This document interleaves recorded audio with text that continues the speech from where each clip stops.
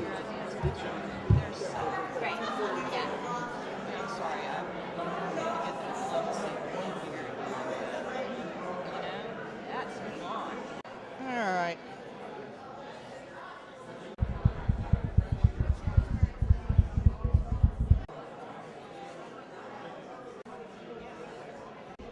Got it. Got it. You got it? All right. How you doing? And then let y'all go back to one of the most important parts of assembly is visiting with each other. But another very important part of our assembly, and one that I really, really like, is getting to honor the most important people. I talked about this during this morning's meeting when I said that when I picked up my little deal, they pointed me over towards the box of ribbons, and I picked the one that I thought was the most important one: volunteer. And that's what I get to do right now, is I get to help honor and acknowledge those people who are members of societies, who have worked tirelessly, ceaselessly, and very often unacknowledged to build our societies. The Anna Garlin-Spence Award was designed by the board a few years ago. If I remember correctly, Phyllis Duncan and somebody correct me, I think Mary Witchery, were instrumental in the original design. The American Ethical Union and its societies depend on the time, treasure, and talent of their members. We often work behind the scenes on programs and events.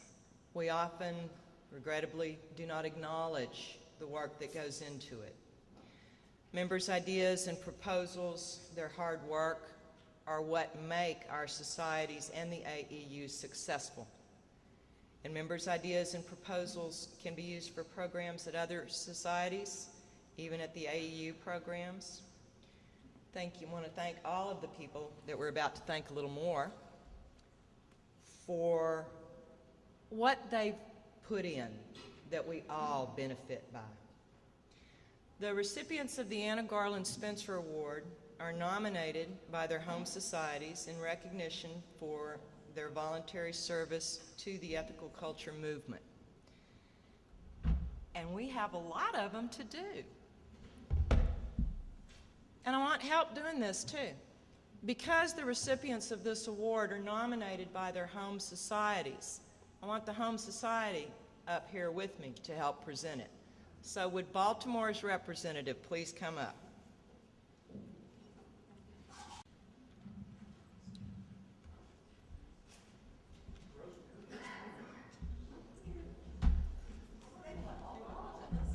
Pardon?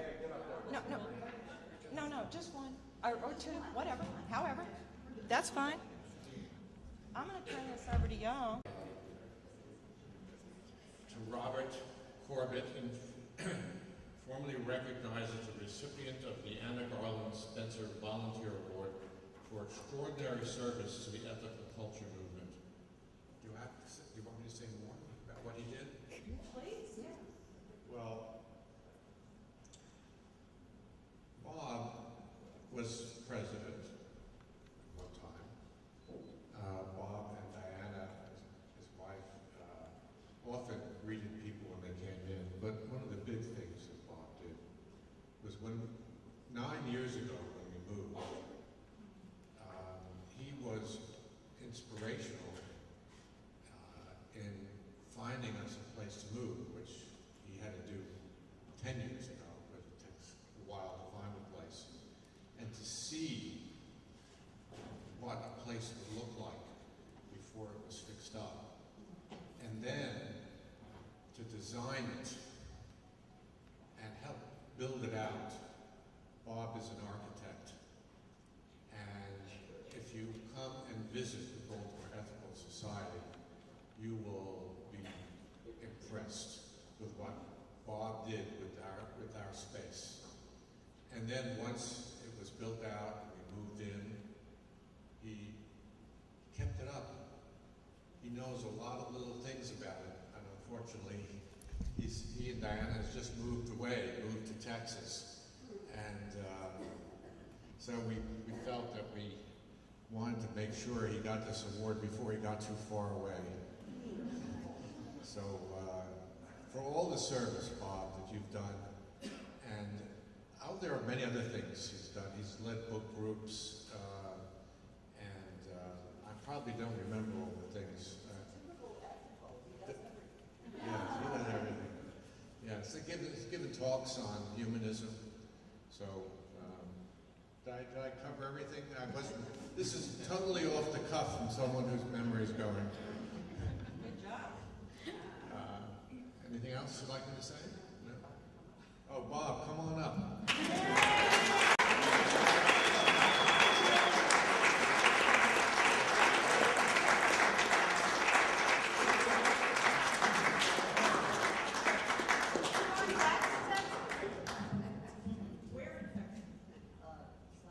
Thank you all. Like most things, there were a whole lot of people who were involved, a lot more than me. There were people involved in the beginning doing a strategic plan of which the new home was a part. And so we were really just carrying out a plan that had been done, authored by Ron Solomon and others, that spelled out the goals for the society. And as I recall, it was chiefly to do things to improve Sunday school facilities in hopes of building the society from the bottom up. There were lots of people who pitched in. We divided up our improvements into items, improvement items, a cabinet here, a sink there, or whatever, and put names on them. And people ended up and contributed, and in many cases helped to finish those items and put them together. We were happy users of the IKEA system. Some assembly required. We had lots of assembly. And so it was really a pleasure because of the great support of the whole society. After we had moved in, the society made maybe an understandable mistake by picking me to be the next president. That was a kind of job that I'm not very well qualified for. And in fact, at one point, after one early board meeting that was really dismal, I received a call from our leader, and he said, "Bob," he said, "I'd like to come talk to you." And so he drove down from Pennsylvania to Annapolis just to chat. I thought that was quite an honor. And he came in and he said, "You know that meeting last week?" I said, "Yeah." And he said, "That's the worst board meeting I've ever attended." So there were ups and downs along the trail. And I was listening a little to the great debate this morning about the Elliott Black Award. I don't know, I left the room before there could have been any debate about this one. But I'm very honored and appreciative of the support that the society, and particularly Rosemary Klein, our current leader, president, has given, and her effort to bring me up here.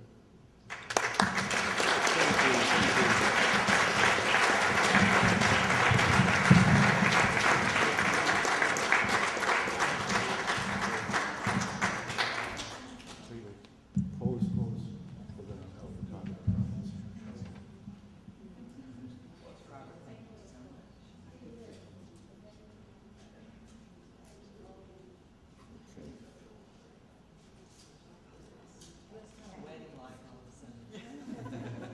No, it's And I have the Brooklyn Society representative up next. We've got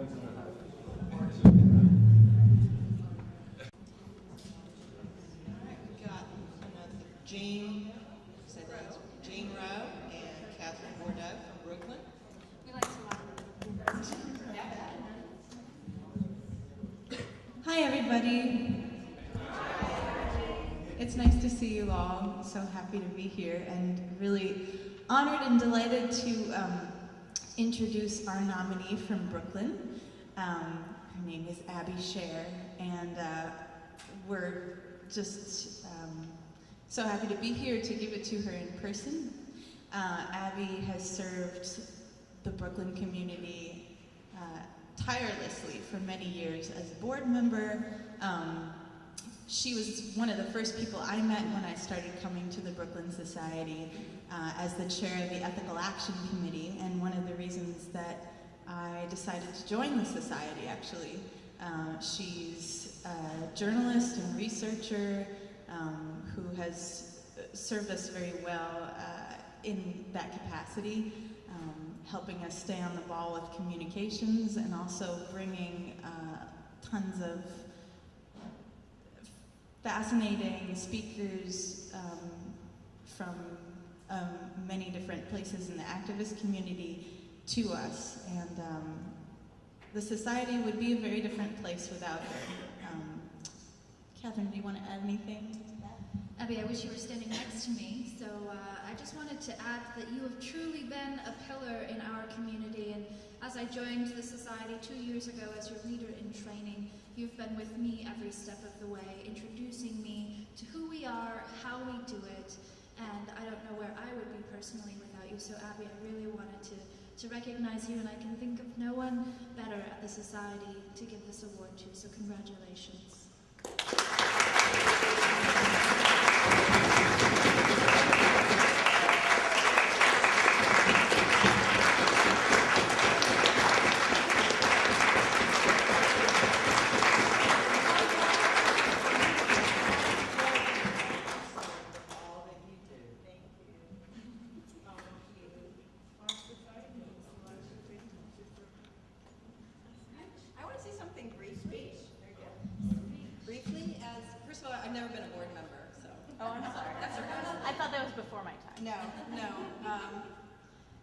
I work very closely with Catherine on the Sunday committee.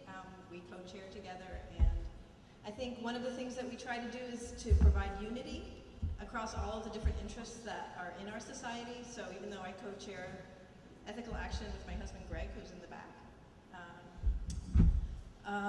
that's only one interest, the activist interest, and since I had been an editor at a progressive magazine, I had all these contacts, and one of the things I learned is people come if you ask them.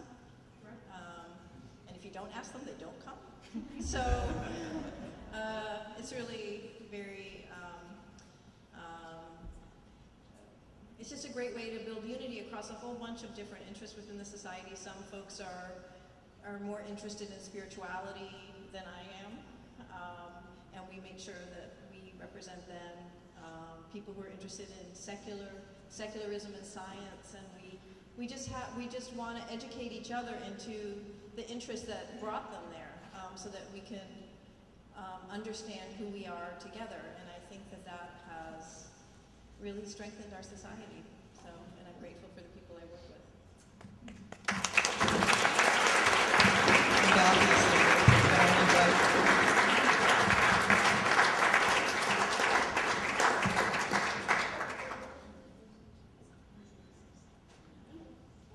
And I put on a pair of glasses and broke them because I know whose they were. Got one good eye now.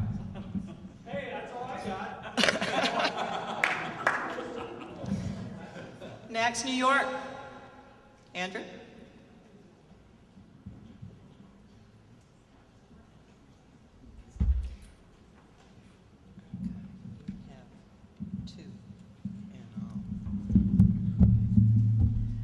I'm Andrew Miller, president of the New York Society, and we have 2 Anna Garlin-Spence Awards to give. I will give the first one to one of our most inspiring volunteers, Stephanie Rosenblatt.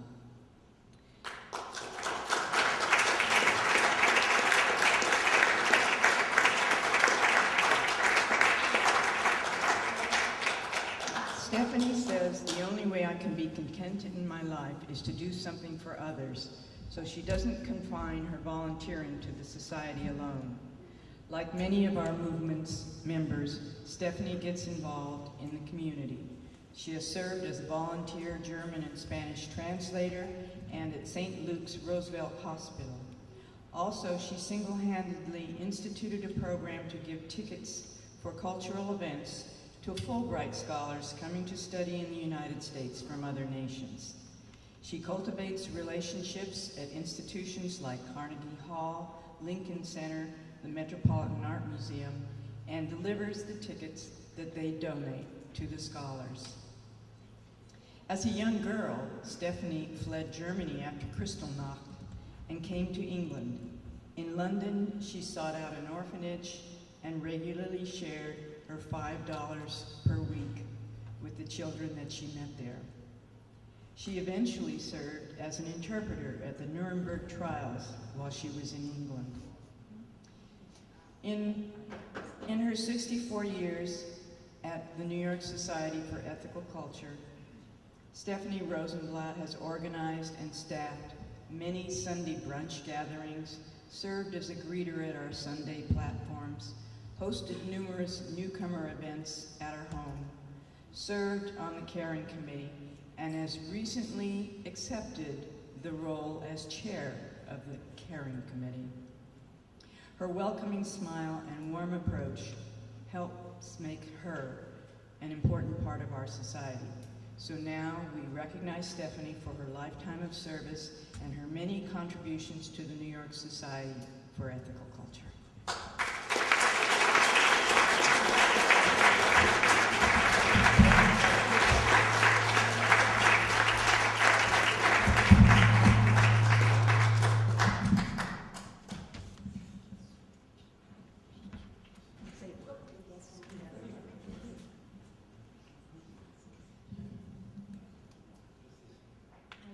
Grateful to be on it. I feel this is part of my life and doesn't really need honoring, because that's what, to me, life is all about, and that's why I feel very deeply about ethical culture. I thank you all very much.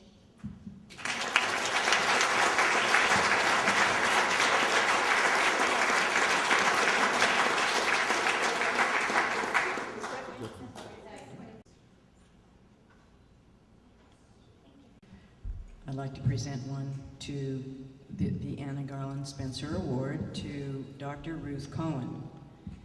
Dr. Cohen joined the New York Society for Ethical Culture in 1949, and after many years as a member, she was inspired to get more active and joined the building committee. On her own, she conducted historical architectural research on the building and its architect. And then when some assessments were needed for building repair, she applied for and got 2 grants from the Landmarks Conservancy for their costs. Empowered by that, she has applied for grants from other foundations and has a couple of thick folders of her tireless correspondence appealing for funds. She then set about arranging for and hosting a series of annual concerts to fund the maintenance and repair of our stained glass windows, and then had the brilliant idea of putting collection baskets on our Sunday lunch tables with a sign asking for $1 from everyone for the rebuilding of our now defunct kitchen. If Ruth sees something that's needed, she sets out about making it happen. She met an architect at a ceremony of the Landmarks Conservancy and told him about our landmark building. She managed to subsequently get him to design our memorial wall, which is a big wooden piece of beautiful wood. And then people can make a donation for a memorial plaque of $5,000 to put a brass plaque that Ruth designed herself on the memorial wall. Aside from service on 2 other committees, rental and policy, she has instituted and conducted historical tours of our building for the annual day of Open House New York. She has also been protective of the building and its contents, submitting policies for acceptance of gifts, and instituting a project to catalog the precious books in our libraries. She's author of a book, Art with Heart, Assisting the Work of Wellness, and has launched the Butterfly Project, finding art donors and fundraising to purchase artwork that is placed in hospitals. Lately, the New York City Veterans Administration Hospital and the Payne Whitney Westchester, New York Hospital and other healthcare facilities. These are to follow from her book on how art helps people get well.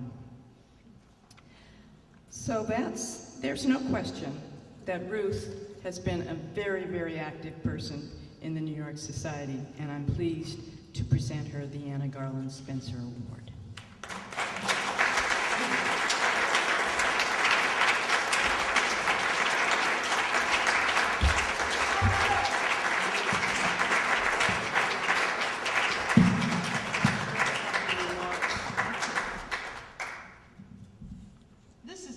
This is just my favorite part. Dr. Cohen, thank you so for everything that you do. Thank you. Thank you, Andra. Can you face this way? You have a nice back.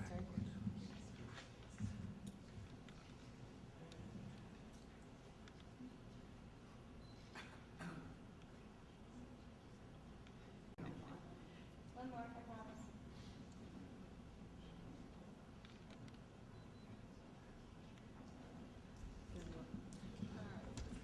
If you don't mind, I'd like to greet you all and thank you, but a little patience. Before Andra told me about this, she asked me to make a few remarks about the society, and then she told me about Anna Garlin-Spence. And I said, I don't really know anything about Anna Garlin-Spence, but I'll see what I can find for you. I do thank you for this honor, for the Anna Garlin-Spence Award to a volunteer that you have bestowed on me today. A few years ago, when we at the Society were beginning to place the photo portraits of the leaders of the New York Society on the leaders' wall, I saw this lovely, formal, classical portrait of an older woman in a silver leaf carved wood frame. And it was Anna Garlin-Spence. And I learned then that she had been the first female leader of the Society and had been the only one for a very long time. In fact, it was until the director of the AEU became the second formal leader that you ever had, Jean Kotkin. And following that, my more formal introduction to her was through the reading of the book by Howard Radist, the dean of the Fieldston School and the director of the AEU, On Common Ground, the story of the ethical societies of the United States. And what stood out for me then was the stated admiration of Dr. Felix Adler, the founder of ethical culture, who had a great admiration for her and her many attributes. He admired her independence, her ministry, her philanthropy. And she was a person who was into women's suffrage, and she was a pacifist. And at his recommendation, she was elected as an associate leader of the New York Society in 1903. He wanted to find an appropriate role for her in the movement, and he felt she would be interested in women's matters. She did take responsibility for the AEU, and she accepted the directorship of the Agriculture Summer School, established in Madison, Wisconsin, for 4 years. Because Adler was a product of his time and his known attitude toward women, despite his great admiration for Mrs. Spencer, Anna Garlin-Spencer did not wish to be confined to her role in women's areas of interest.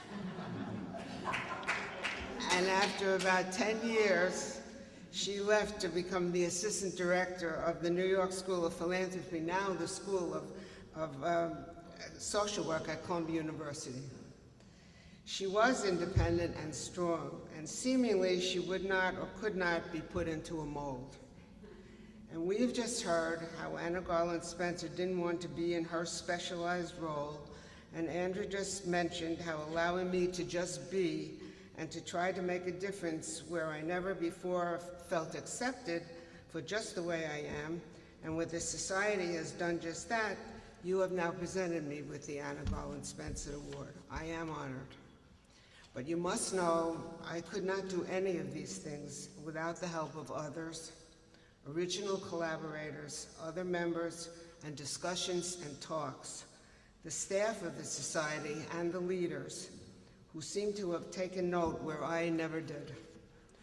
I am honored and I am surprised. She asked me to write this little talk before I knew anything about this.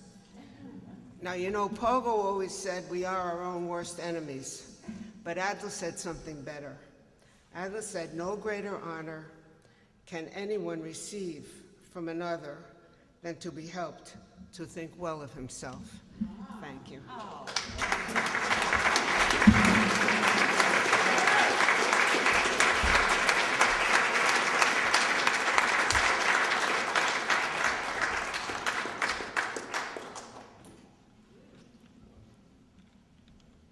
Wow. Northern Virginia. Thank you, Joan. Say it again, I didn't get it. I'm sorry. Northern Virginia and Washington. I apologize. I did not read the second line. Say it without saying it's Joan? I'm not going to piss you off. It's appropriate that I introduce Henry because I'm the one member who has known him and continues to know him, both in his work for Northern Virginia and Washington. And so I can speak to them both. I think his most significant role has been that he joined the Washington Ethical Society when he was 33. And, 20, what? 28, I'm sorry. He was in 1963. Were you? No, 68. I leave the numbers to my husband. No, in 1968, I wasn't thinking. I was out of Washington that year, and I was a member of the society, I guess, for about 5 or 6 years at that point, and I was the only member of the society in the 20s. And when I came back, Hank had joined. And that made all the difference in the universe. And you may think I'm talking about for me because I went on to marry him, but for the society also it made all the difference in the universe. Because every society needs at least 2 or 3 people under 30 to get the ball rolling. And we were real fortunate. And nothing that he's done since then can match that contribution. It's all downhill from there. What did match it was the society was ready for him and for me. And I guess the third of our party was Eileen Oakes, who many of you know as Eileen French, for many years in Baltimore. Anyway, the 3 of us together, things began to move, and they moved very, very quickly because the people who were there were very welcoming to us. And most of the membership then was in their 60s in the society, and within a year, I think the 3 of us were members of the board, and very quickly Hank was president of the board of the Washington Society, probably within 2 years, I'd say, very, very quickly. And he was very active in public affairs activities during his first years. The things that I remember the most was chaperoning civil rights demonstrators who were sleeping at on the floor of the society, and the time of the Poor People's Campaign, the cooking that was done in the kitchen required that somebody from the society be there. And we were the people who were there. And when the food was being cooked in a manner that would have quickly sent the place on fire, it was Hank who stepped in. Hank and I stepped in and said, "Stop, don't get on the fire."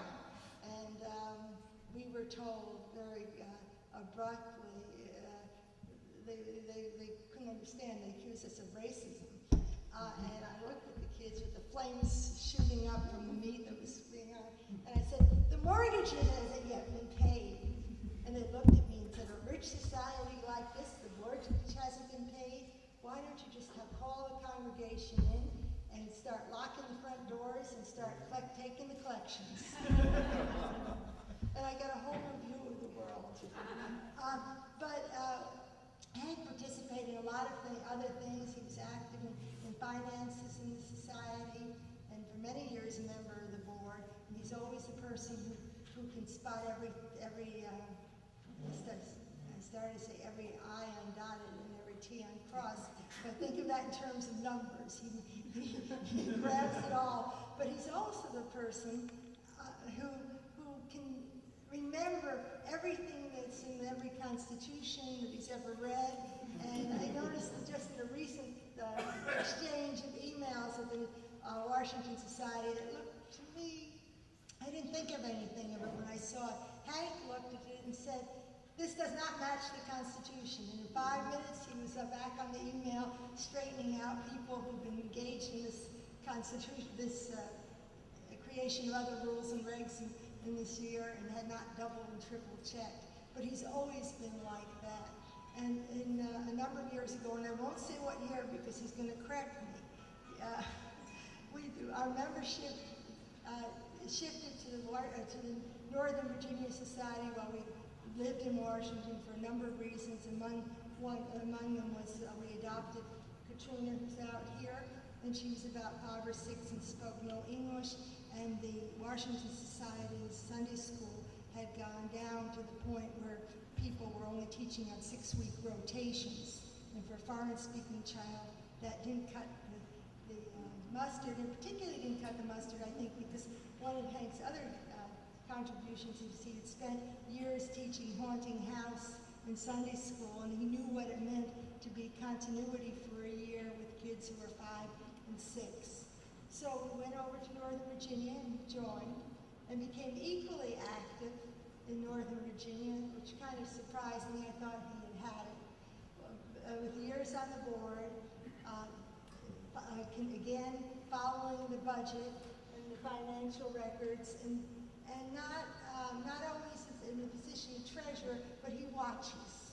He's the one who knows at every board meeting when something is off serious in the budget.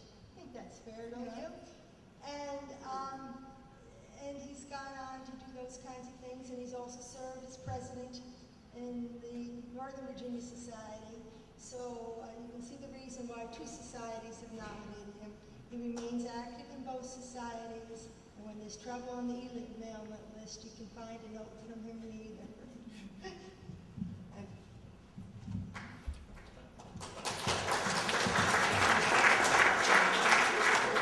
I just want to add, as leader of the Northern Virginia Ethical Society, something that Betty left off, which is that Hank is an extremely compassionate member.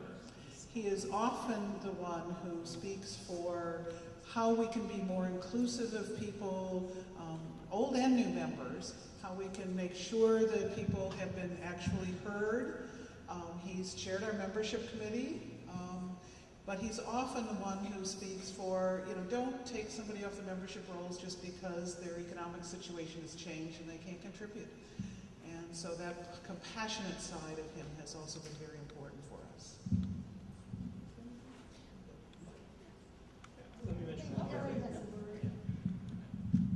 The Anna Garlin-Spence Award is for service to individual societies or the movement as a whole. And one thing that has not been mentioned yet is Hank's service to the AEU. I don't know all the details, you know, I've only been here for 20 years. But I know that Hank was instrumental in the creation of the current apportionment formula. And I know that he's running again for the board, so apparently he has not learned his lesson. But at least he's not standing on his laurels either. So thank you for your contributions to the movement as a whole. He served on the board, I guess, also in his 30s and in his 40s, because we, at one point, the board was set up differently, and both of us served together. And the National Membership Committee, very important. I'm so new, I don't even know what the list on national is. I don't. But what I do know is that, Hank, it's a pleasure and a privilege to have been able to work with you, to learn from you, and finally to be able to present this award to you.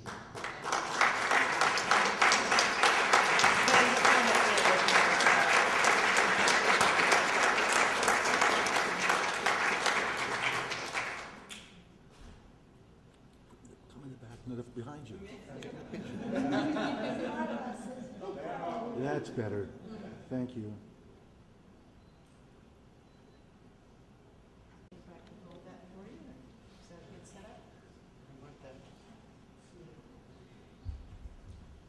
As was mentioned, one of my activities for many years was being chair of the AU Membership Committee.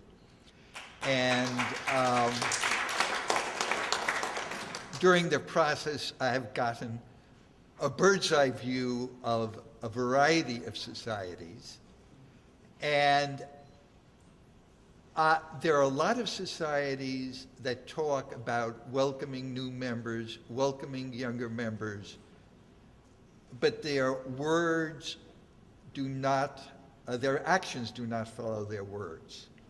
And so I'd like to thank the Washington Society for having the courage to see a 28-year-old with potential of leadership and put them on the board and to train them to the point where when I was 33, they decided to elect me president.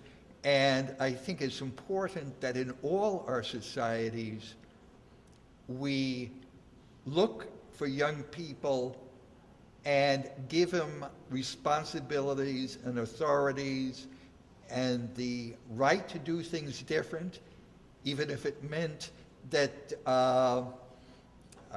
folk music replaced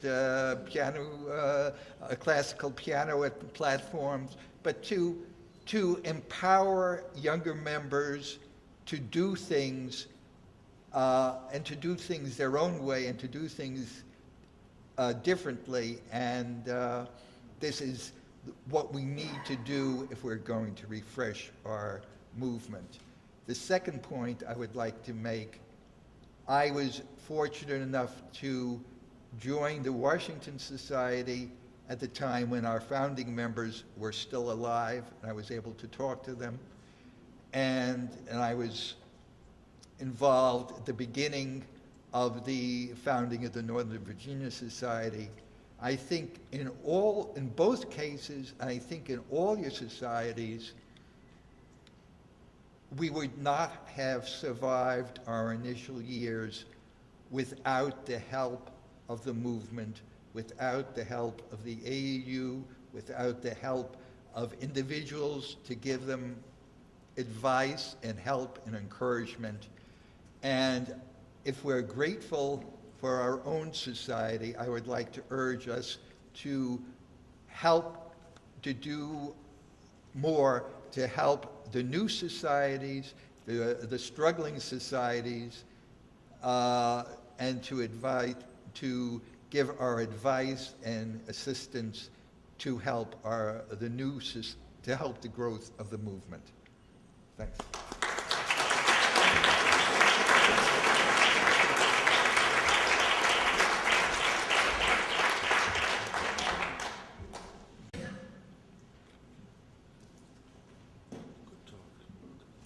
Philadelphia.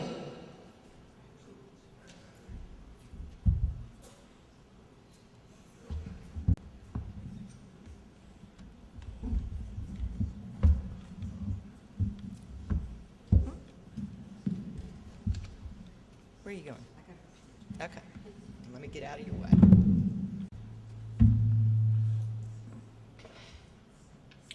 Whatever I say about Carol, it won't be enough, but I'm going to take a stab at it as soon as I get it back here.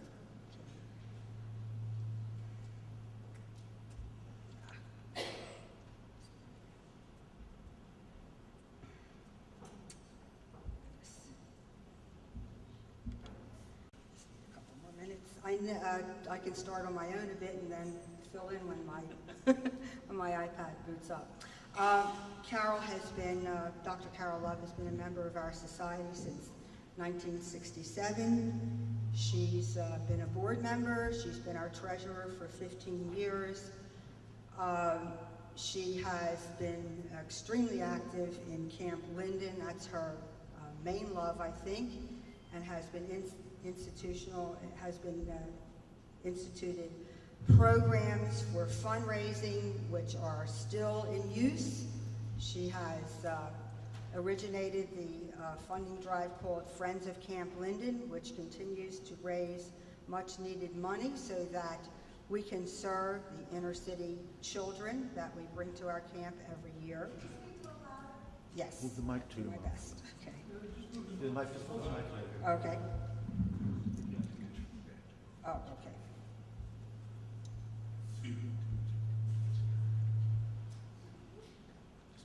She's been actively, okay. I don't think I'm being heard at all, am I? Yes, you're. Okay. She's been actively involved in the life of the Ethical Humanist Society when as a student since 1967, as I said, at the University of Pennsylvania. She came to the society in search of a humanist Sunday school for her younger brother. She quickly moved into a leadership position on the Board of Trustees, serving as secretary and then as treasurer, a position she actually held for 17 years. When she first joined the society, she was a student with very little money and primarily gave her service. Later, she was able to contribute financially to projects which made a real difference to the society's social action goals. She's been attracted to the potential of Camp Linden. Carol made its future one of her main interests for the past 40 years. She served as chair of the Camp Linden Board of Trustees for 10 years and as treasurer for an additional 5. In 1984, when our Board of Trustees considered selling the camp, Carol was able to prevent the sale by putting together an arrangement to sell 11 acres and use the proceeds to enhance the remaining camp property. Carol planned many activities to support the camp, as I said, the most notable being the annual Camp Linden Pool Party, a Caribbean-themed party where guests could camp out overnight with food and music. And as I said, the program of fundraising called Friends from Camp Linden continues to this day, asking for various levels of support. When the camp needed a new sewer system, Carol financed it.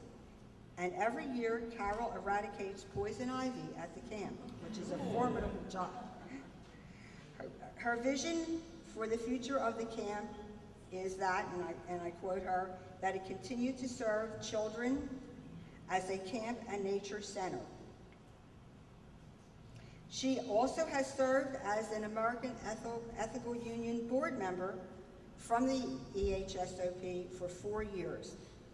And her service on the community committee for the society from 2001 to 2009, she became the primary impresario for special events over many years, including elaborately themed parties with food and decorations, and I can tell you they are the greatest parties we ever had. She supplies and cooks the turkeys for the Humanist Thanksgiving every year. She's done a yeoman's job of caring for our members of our community and has actually taken on the job this year of helping us serve our members by chairing our caring committee.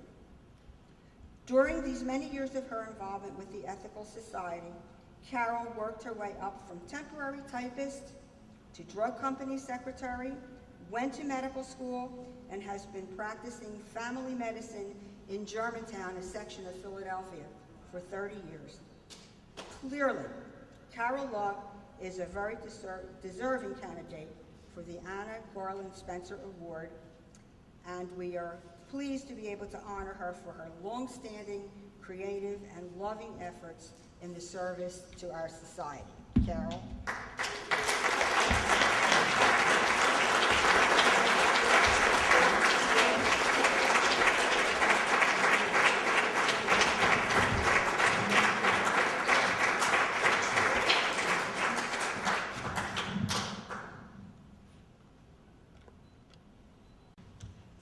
Hank's words mean a lot to me.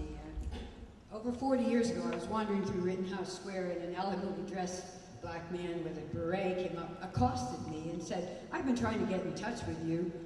And I thought, this is very odd. And then he said, "Would you be interested in being on the board of trustees of the Philadelphia Ethical Society?" And this was Bertha's husband, Bertha Waters, my dearest friend.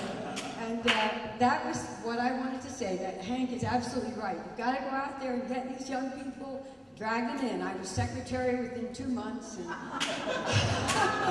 I've been on the board and been in the society now a long time. And I'd just like to say a couple of other things. One, committees are the bomb. You know, you don't have to accomplish everything by yourself. If you know you've got a committee, you've got other people to help, to tell you what to do or not to do, and do some of it. You don't have to do it alone. And when I went to Washington Society one time, I was told about a basic tenet of ethical culture, that the ultimate right to say no. And I must say that I'm grateful for all the things I did and all the things that I said no to. Anyway, I've had a great time with ethical humanism at the camp, at the AU assemblies, at Hudson's Guild, with all of you folks, and thank you so much for this.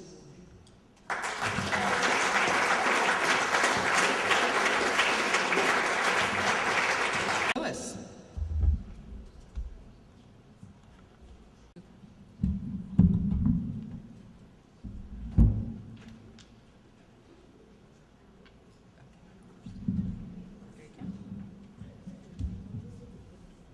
At AU meetings and other times, I try to keep my comments as short as possible. That's going to be very difficult in this occasion. Dean and Juliet have done all kinds of things with the society, starting with the fact that they've used their excellent talents to make the place beautiful, as beautiful as it is. Dean has drawn and redrawn a memorial garden, I don't know how many times, until we finally got it in and celebrated this spring. That's just one example. I mean, anything that's been done architecturally to the building, Dean's been involved in. Juliet has taken care of the aesthetics in an amazing way too, with Dean's help, I'm sure. But when we need a new fabric, a new carpet, a new anything, she's used her talent. She does the flowers every week, she sings in the choir, and so on. So we had the benefit of that kind of work. But they're not afraid of getting their hands dirty. Dean not only helped design the garden, he got out there and helped plant the thing. I've been out there weeding with them and all kinds of other things like that.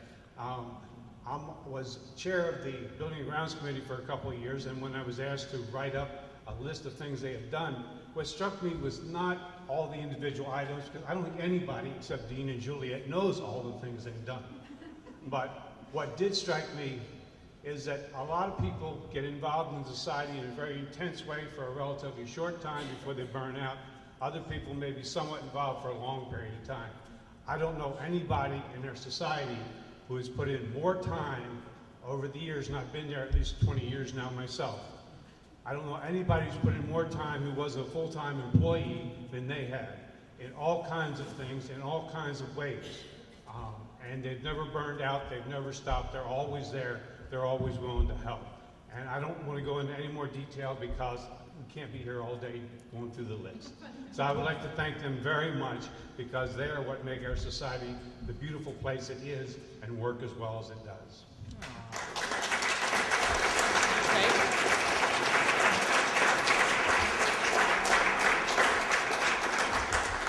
I just wanted to add that a few years ago we adopted the motto of being a welcoming home for humanists. And if we are a welcoming home, it is because there is no spot inside or outside of our society where you can stand and not be surrounded with beauty and care and love made visible because of Dean and Juliet Smith. And Humanists are often said to be too in our heads and not enough in our bodies, and they are perfect examples of how you can be both brilliant and understanding all of the senses and how they are crucial to building community and to building ethical humanism. So thank you.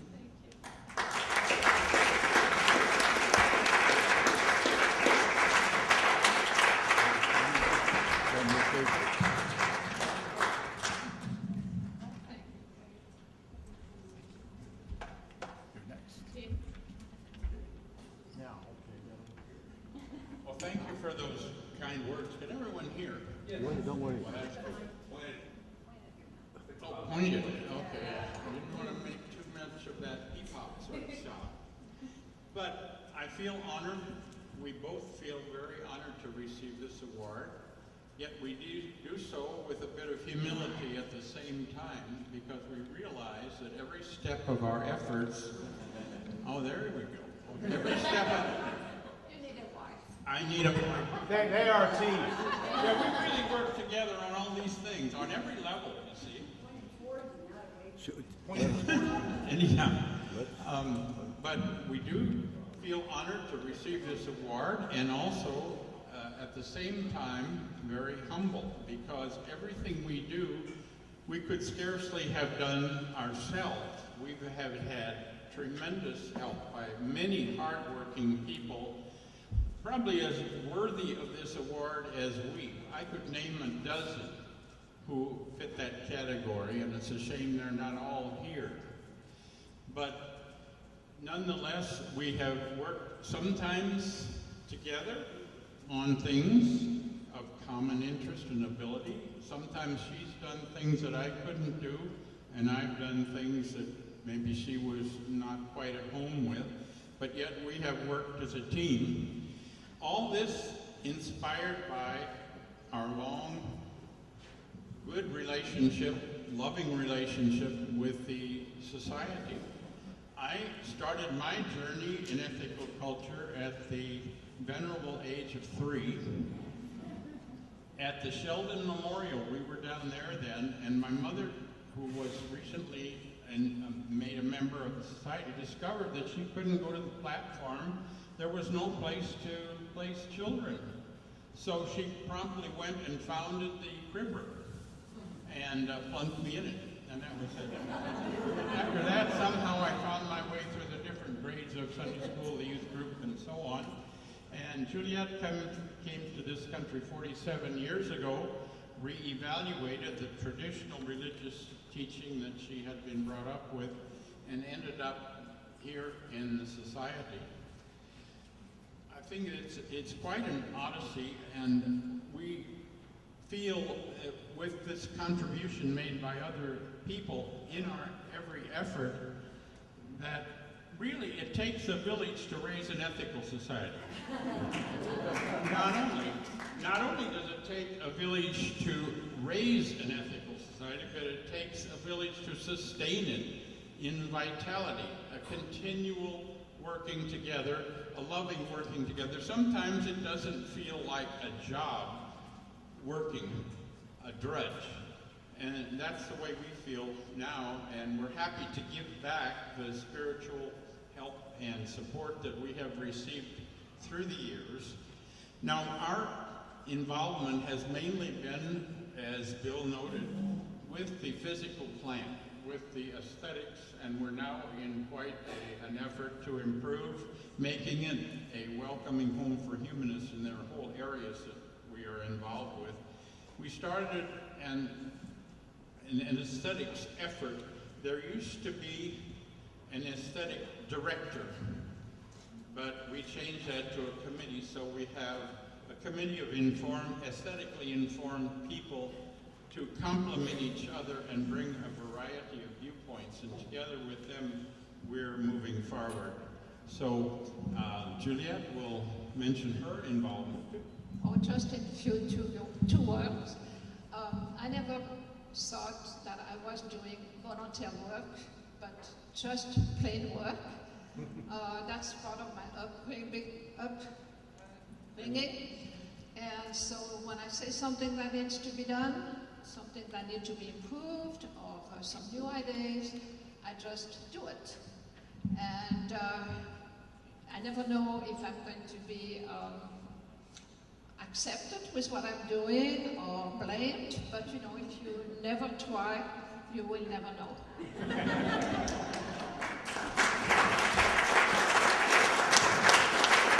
This is such a pleasure to be able to present to you.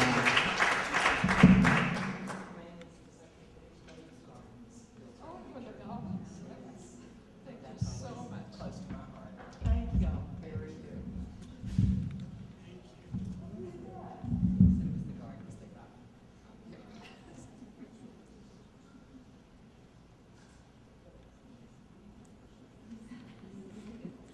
You kiss her when you get a chance.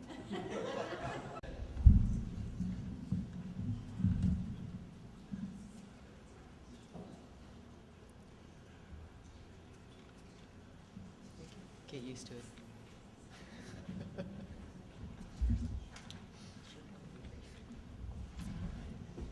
Hello, everybody. This is my first time at Assembly and my first day as president of the Westchester Society. I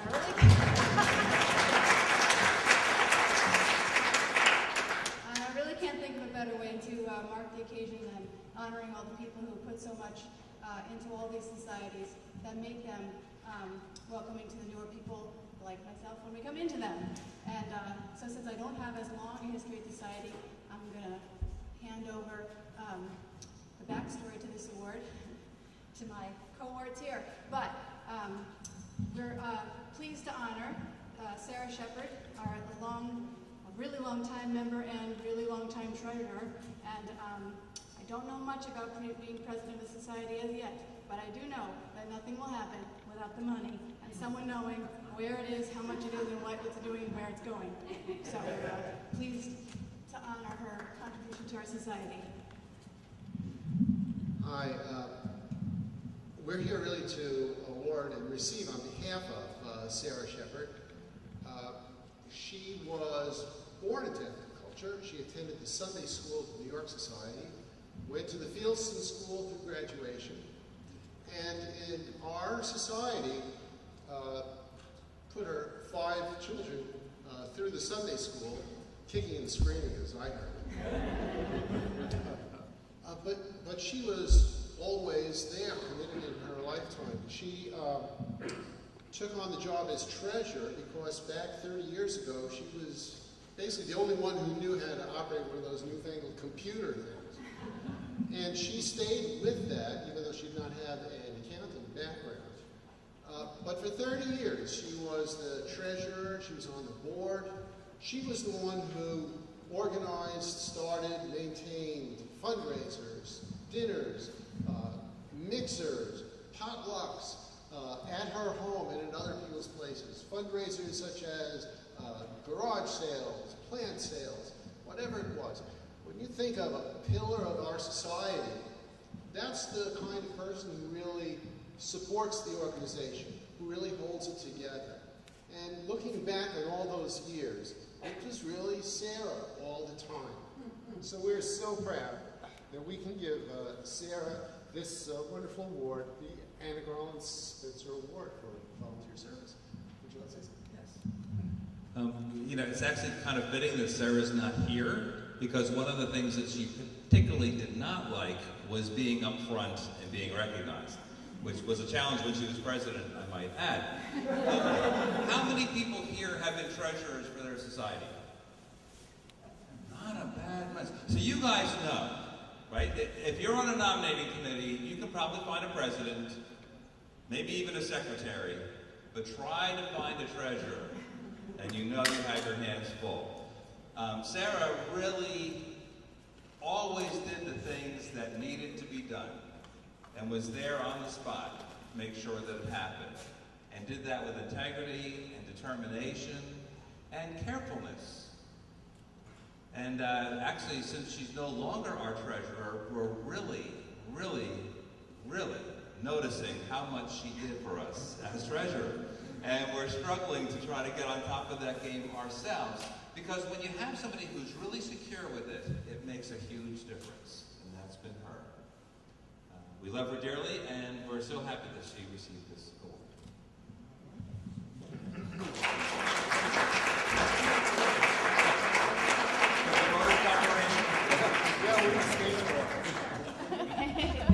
Volunteers who've worked so much to build our societies. There's one other award. There's nothing that goes with it. It's my thanks to each and every one of you for volunteering to be here today, for taking the time out of your lives, away from your families, away from your work, and coming here to this assembly to help us move forward. Thank y'all.